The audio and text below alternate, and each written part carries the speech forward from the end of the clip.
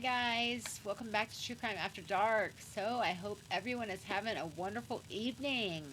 So we're going to take a break on the Chris Watts case. Tonight, Luigi Mangione headed to trial this week. So I'm going to do a brief background on this video to let you guys know everything that we really didn't hear in the mainstream news. But this is by TMZ and it's put together pretty well.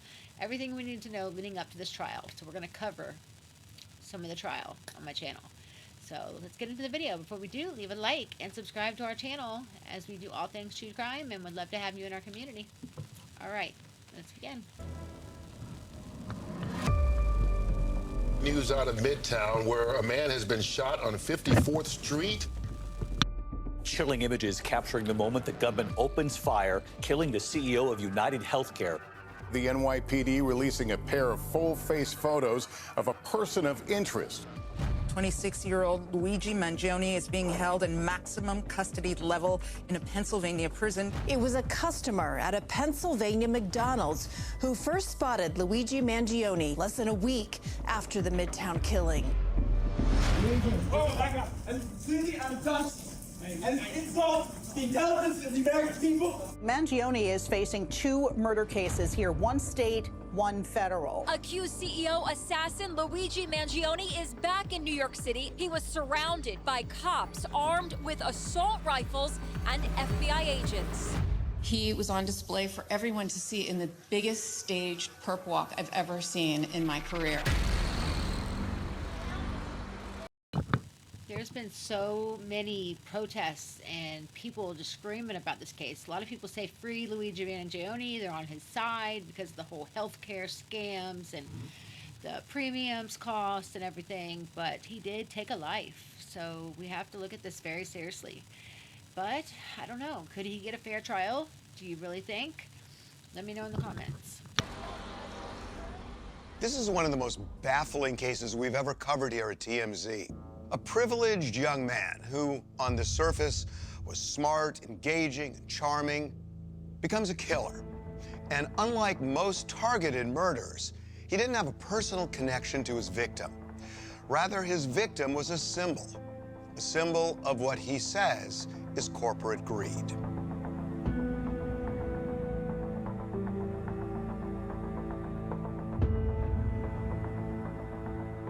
What's important and interesting is not what he did, it's the reaction of the American people to what he did, particularly young people, 18 to 29-year-olds. More people approved of his actions than disapproved. That isn't about Mangione, that isn't about the violence. That's about young people in America saying, we're sick of this. We're sick of corporate rule. We're sick of health insurance killing us for profit. We're sick of not being able to afford housing. We're sick of totally unaffordable college education. Luigi, why did you kill Brian Stockton? The problem is that what makes this guy compelling to the average American who thinks that he has a point is that he looks normal. It's not a crazy person. It's not a guy shouting on a subway. It's a guy with degrees from fancy schools who is handsome and, according to his friends, is articulate, well-spoken, generally a mensch until something happened.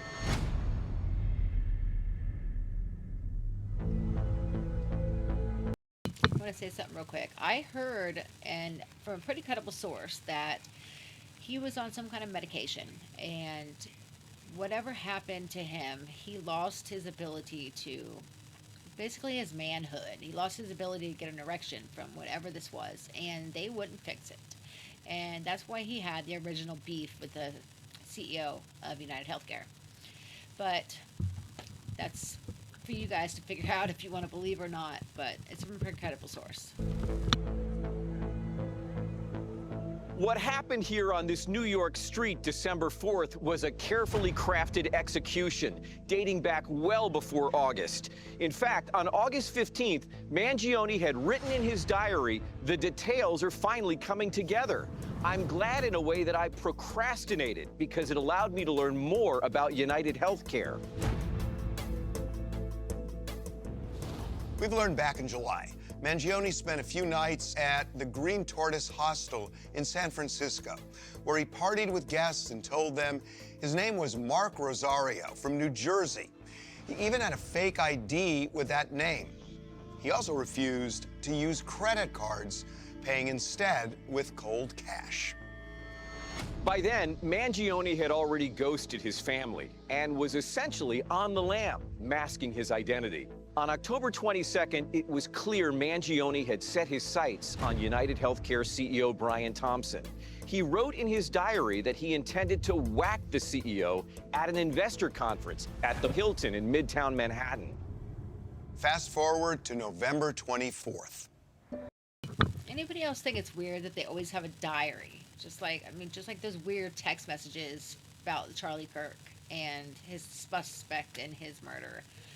I don't believe those were real text messages at all. I think the FBI was just blowing smoke. But I hope this diary comes out in trial. I really do, because I don't think a normal, sane person would write down in their diary what they're going to do about the murder. Shortly after 10 p.m., Mangione stepped off a Greyhound bus at Manhattan's Port Authority bus terminal.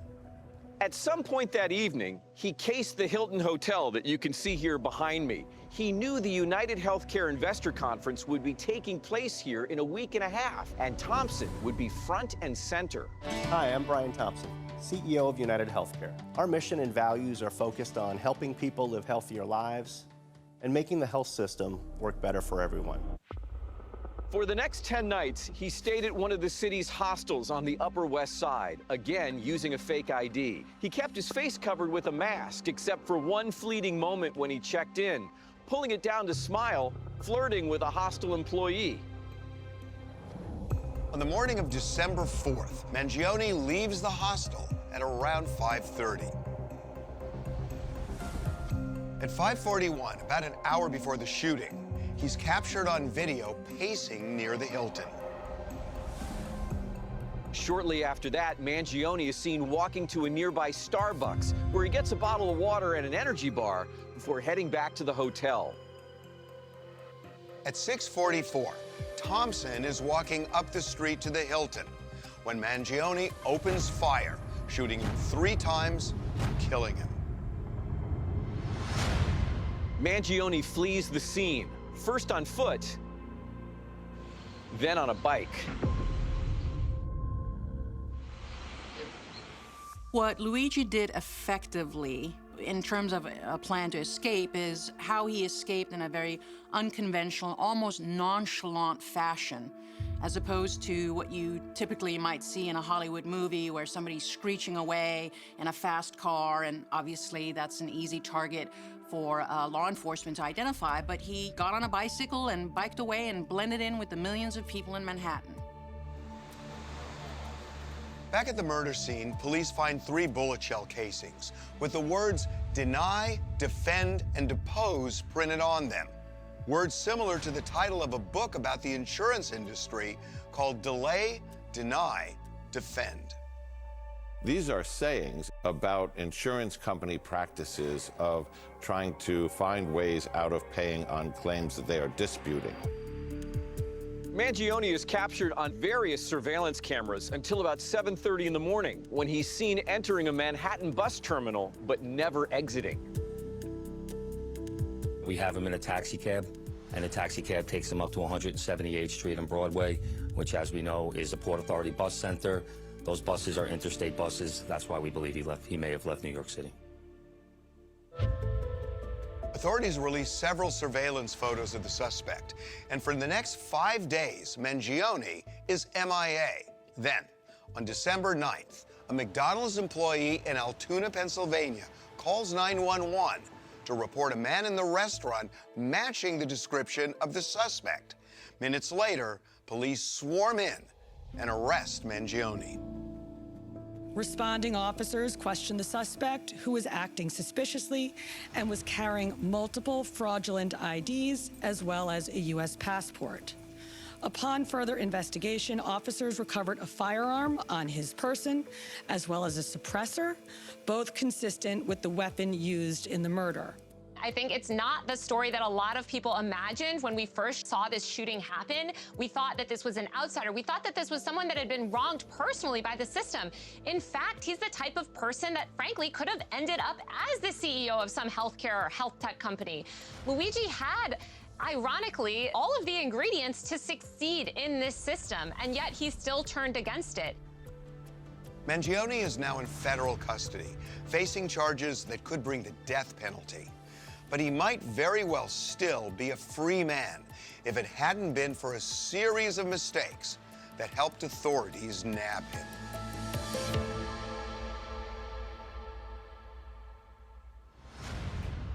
This isn't anything revolutionary, but it shows that even early on, the class of 2016 was challenging the world around it.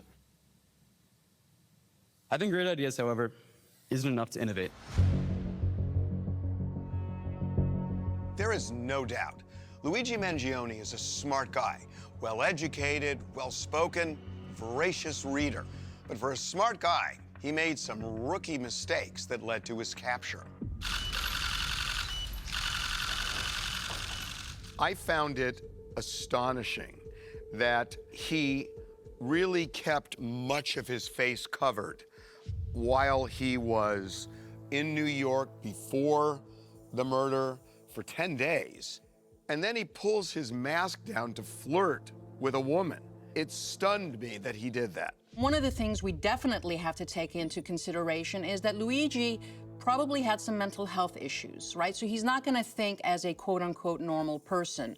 So in that moment, when he decided to reveal his face, it seems completely illogical to somebody who's sane, to somebody who's rational, to somebody who doesn't have any mental health issues. But if you do, then you do end up doing things that seem counterintuitive or irrational. Another thing that really surprises me is that if he really was trying to go undetected, why would you sit in a McDonald's? It makes absolutely no sense, which it does suggest to me that there was a part of him that wanted recognition for this deed that he committed. I don't think Luigi particularly wants to spend the rest of his life in prison. I do think, however, that there was a part of him and his ego that did want to take credit or get credit or be acknowledged for this act, for this deed that he did, that he felt was a good deed. He felt he did some kind of a public service by murdering his victim. And so I do think he wanted recognition for it. He did think that. He thought he was righting a wrong. And if what I just told you guys is true, I mean, if they ruin his manhood and basically he's going to screw up his chance of getting married, screw up his chance of a future with girls, I mean, I could see why he'd be really, really mad. So whatever side you're on, let me know in the comments, because this trial is going to be crazy. But All-American boy had everything going for him and shoots a CEO. But then you find out the CEO had kids and a family, a beautiful family. So it's so hard. It's a toss-up for me. Let's continue. Mistakes aside, there were months of preparations before the shooting, starting early last year when Mangione left his home in Hawaii and set off on a trip meandering around Asia.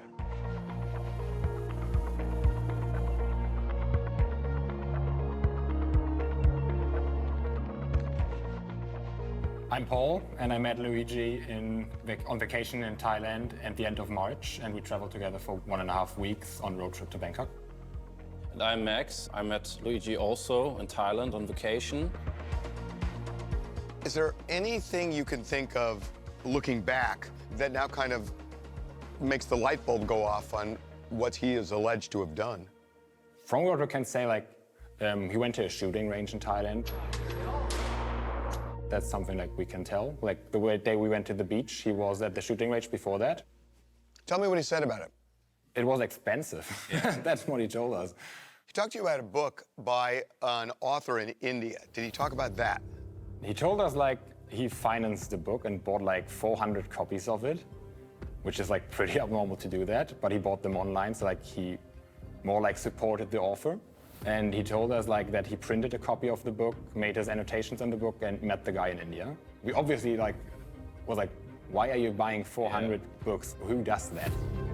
We like asked him how much he spent on it because like it's crazy, and he said he wanted to support this guy. He wanted to support this guy because He wanted to give him feedback, and this guy was getting in contact with him. And he flew to India to meet this author? Yes, he did. Yes. We confirm Mangione did go to Mumbai back in May and met with an author named Jash Dalani. Dalani wrote a book called Hit Reverse, New Ideas from Old Books. Here's a passage. Greed powers the adventurer. He is egotistical, solitary, vain, and has a monstrous appetite for glory. God help the ungreedy. We contacted Dalani. He would only confirm he met with Mangione for about an hour, but wouldn't get specific. For a young guy to go to an author and not only buy a bunch of his books and go meet him, but then tell him how he would improve the book, that feels like an arrogant thing to do. Was Luigi an arrogant guy? You might say so. So I don't know how to really feel about calling him arrogant. He was not arrogant with us, but I felt like he felt his way was the right way to do stuff. When he had something, he had a very strong opinion about it, and I think he will let other people know then. We also learned Mangione became obsessed with a book about greed called Confessions of an Economic Hitman.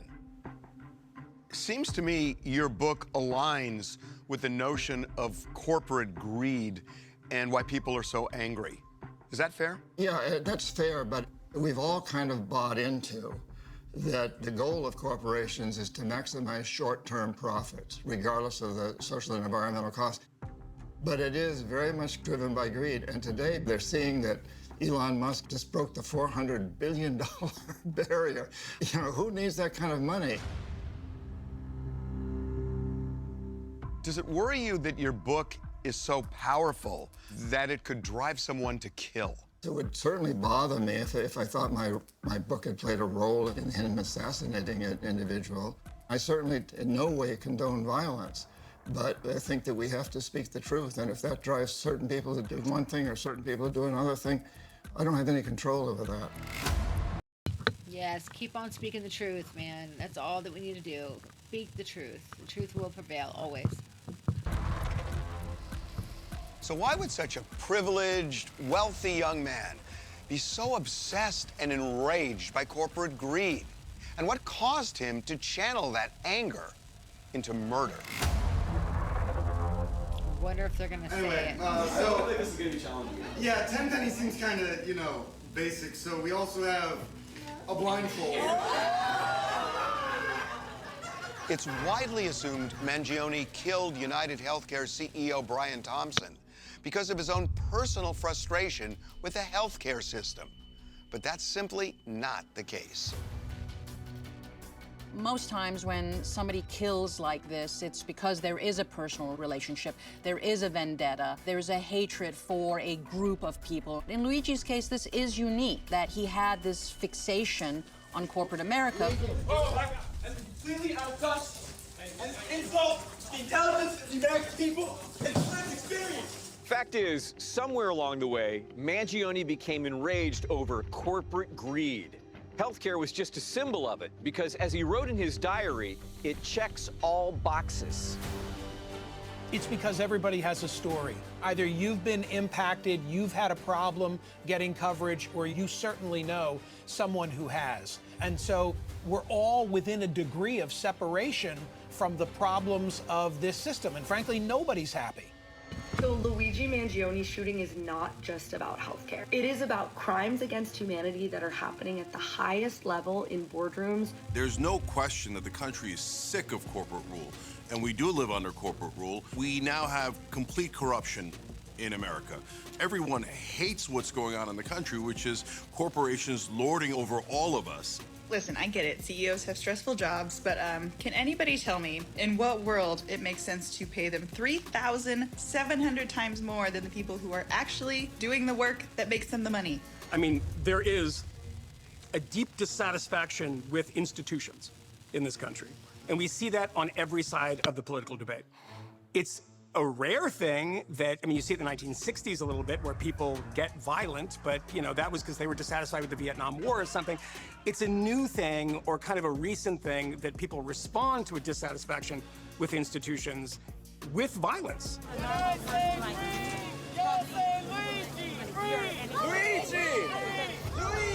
I think corporate greed is something that young people are incredibly outraged over. I mean, you have to consider that, especially when you look at millennials and Gen Z, these are generations that, for the first time in many generations, are growing up worse off than their parents.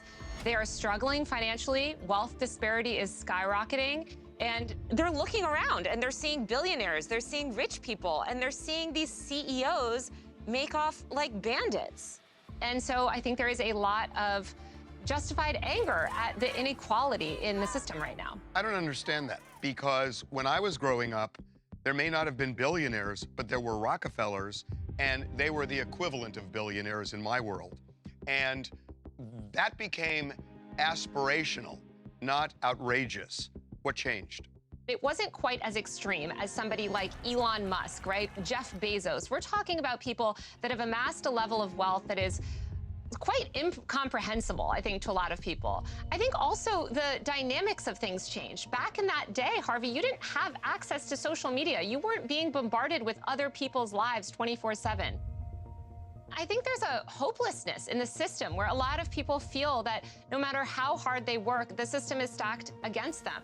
It's also interesting that someone gave up a promising life to make a valid point in this country against corporate greed. Hey there, Luigi, while I can't condone the violence, I know change is gonna come, and we won't all sit here in silence anymore. So what are they asking for? I didn't see any solution from Luigi.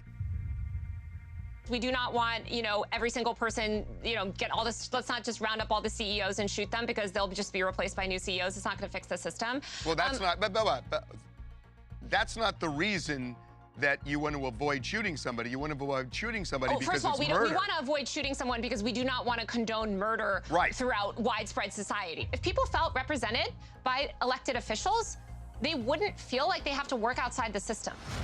Luigi Mangione is a hero. Honestly, he did what a lot of people say they would do, but he did it. Change is not going to come through the barrel of a gun.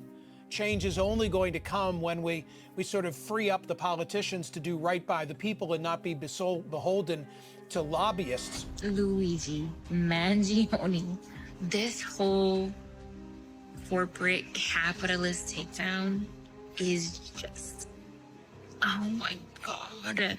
So number one answer is get money out of politics.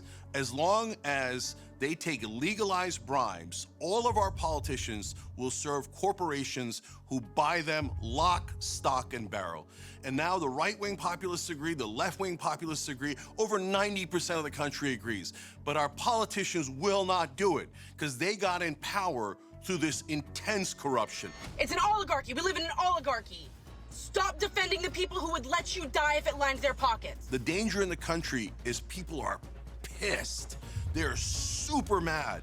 You don't get to a situation where someone does an assassination and half the country cheers unless you're in a super dangerous place. Do you know how many? I'm telling you guys, this trial is going to be wild. There's going to be so many people out there for Luigi Mangione. We're on your side.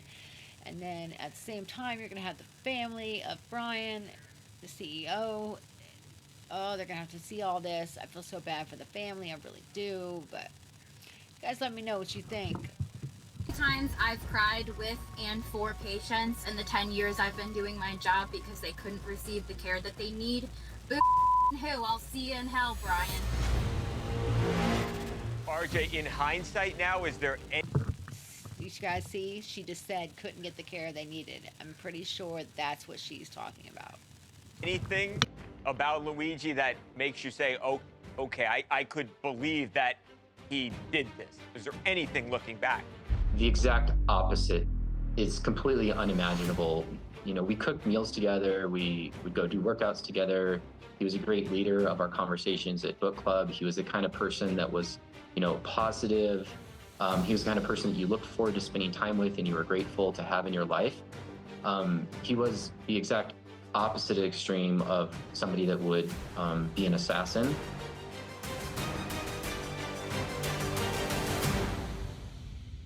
On the surface, Mangione lived a charmed life. His family was wealthy, owned 2 country clubs and 9 nursing homes. He was the valedictorian at his elite private all-boys school, graduated from an Ivy League college, then got a job in tech. But there was trouble lurking underneath, both physical and mental. He had chronic back issues, which required surgery in 2023. He suffered from brain fog and sleep deprivation. And several sources we spoke to told us Luigi Mangione definitely had a dark side, possibly stemming from mental illness. Someone at the private school he went to said he had odd episodes in high school and would lash out at people at times. Another person close to him said Luigi would frequently tell friends that he didn't feel emotion the way other people do. He once got into an argument with his girlfriend and was reflecting on how he hurt her feelings and said he just didn't feel any emotion over it.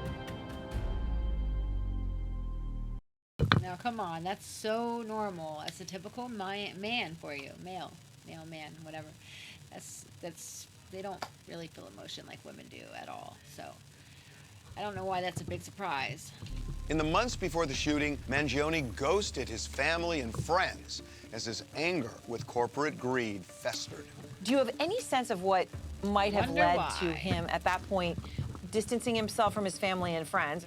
There was a part of the conversation where he said that the people around him were not on his wavelength, and he was eager for a community of like-minded people. And that was one of the reasons why he wanted to talk to me, because he felt that I was a kindred spirit.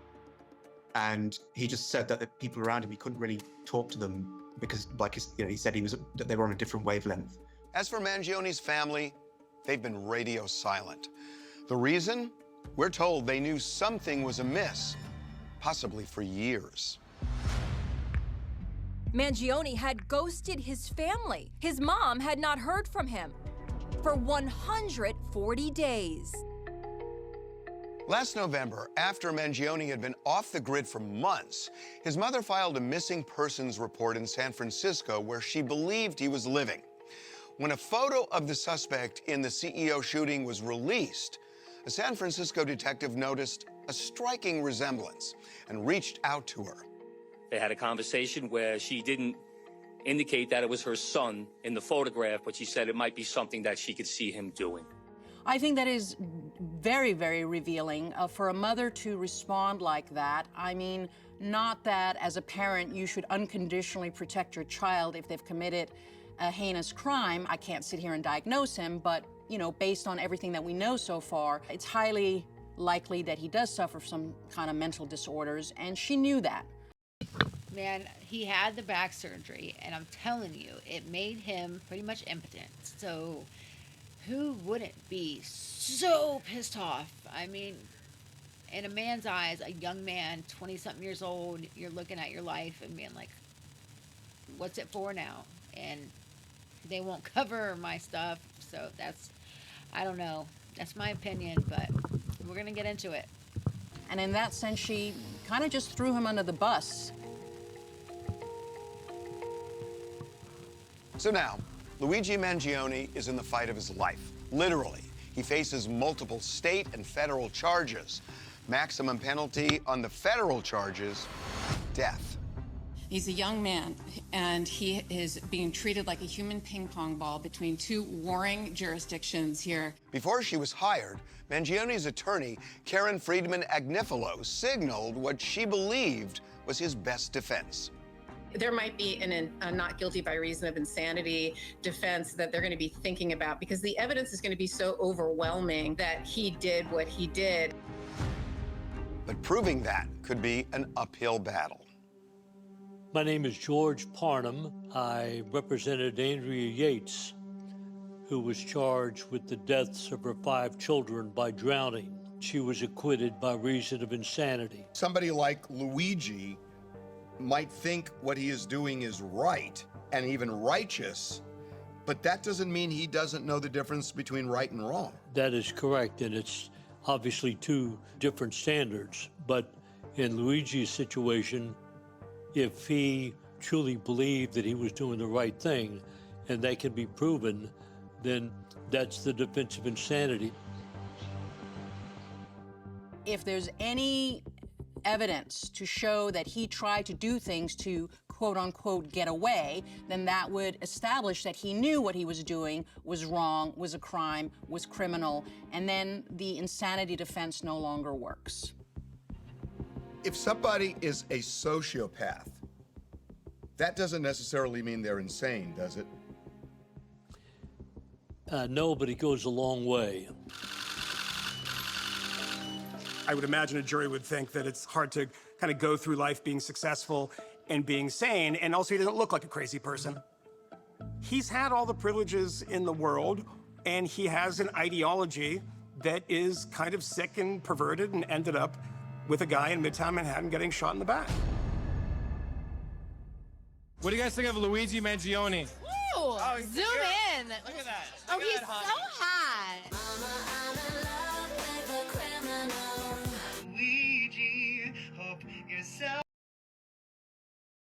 Okay, this is the rest of how this video goes. So, all right, get ready because I'm going to cover some of this trial. It's going to be crazy. There's going to be so many people outside that courthouse.